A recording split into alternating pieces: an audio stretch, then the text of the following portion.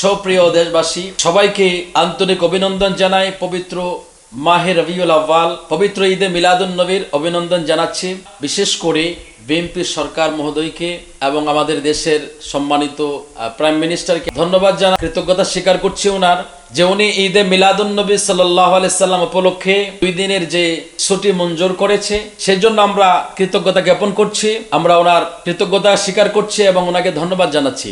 পাশাপাশি আমার যে সমস্ত ভাইয়েরা ঈদে মিলাদুন নবীর ছুটিটাকে বানচাল করার জন্য বিভিন্ন রকম ভাবে সরকার মহোদয়কে বিভিন্ন রকম ভাবে ভুলভাল বোঝানোর চেষ্টা করেছেন, অবশেষে যেটা প্রমাণিত হলো, দিন শেষে আমরা সেটাই পেলাম যে ঈদে মিলাদুন নবী সাল্লাল্লাহু আলাইহি সাল্লাম এটা আল্লাহর হাবিবের শুভ বিলাদাত শরীফ। আল্লাহ রসুলের বিলাদাত শরীফকে যারা সম্মান করে, আল্লাহ তাআলা তাদের সম্মান পৃথিবীতে দুনিয়াতে বজায় রাখেন।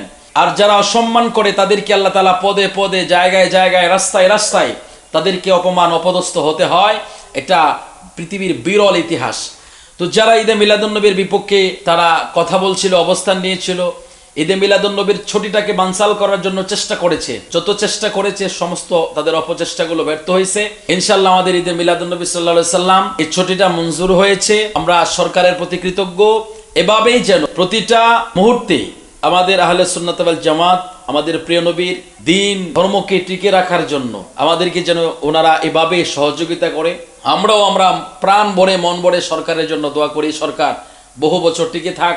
এবং সরকারকে আমরা অভিনন্দন জানাচ্ছি।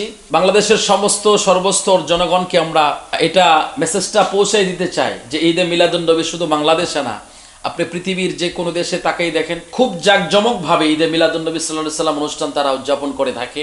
আশা রাখবো আপনারাও ঈদে মিলাদুন নবী সাল্লাল্লাহু আলাইহি সাল্লামের পক্ষে থাকবেন, উদযাপন করবেন। ঈদে মিলাদুন নবী সাল্লাল্লাহু আলাইহি সাল্লামের পক্ষে যারা থাকে তারাই হচ্ছে প্রকৃত মুমিন। যেহেতু আল্লাহ তাআলা কোরআনে বলেছেন, ওয়া ইয আখাযাল্লাহু মিসাকান নাবিয়্যিনা লামা আতাইতুকুম মিন কিতাবি ওয়া হিকমা সুম্মা জাআকুম রাসূলুম মুসাদ্দিকুল লিমা মাআকুম লা তু'মিনুন্না বিহি ওয়া লা তানসুরুন্না ক্বালা আ'আকরারতুম ওয়া আখাযতুম আলা যালিকুম ইসরি ক্বালু ফাশহাদু ওয়া আনা মাআকুম মিনাশ শাহিদিন। আমার প্রিয় ভাইয়েরা, এই আয়াতের তরজমা করা, পুরো আয়াতটাকে বলে এটাকে ব্যাখ্যা করা এতটা সময় আমাদের হাতে নেই। আমরা এত ভিডিও যেহেতু লম্বা হয়ে যাচ্ছে, আমরা এত লম্বা করে কথা বলছি না। এই আয়াতের মূল শিক্ষাটা যেটা পাই, ঈদে মিলাদুন নবীর পক্ষে সমস্ত নবী রাসূলগণ, খোদ আল্লাহ নিজে সমস্ত নবীদের সাক্ষী নিয়েছেন। ক্বালা ফাশহাদু ওয়া আনা মাআকুম মিনাশ শাহিদিন, আল্লাহ নিজেও সাক্ষী রয়েছে। অতএব ঈদে মিলাদুন নবীর পক্ষে সমস্ত নবীগণ, ঈদে মিলাদুন নবীর পক্ষে আমার আল্লাহ খোদ নিজে নবীদের পক্ষে থাকবো, আল্লাহর পক্ষে থাকবো। আল্লাহর হুকুম, আল্লাহর হাকাম আমরা মানবো। ঈদে মিলাদুন নবী করি, আল্লাহর হুকুম মান্য করি। ঈদে মিলাদুন নবী করি আমরা ঈদে মিলাদুন নবী সাল্লাল্লাহু আলাইহি সাল্লামের উপলক্ষে যে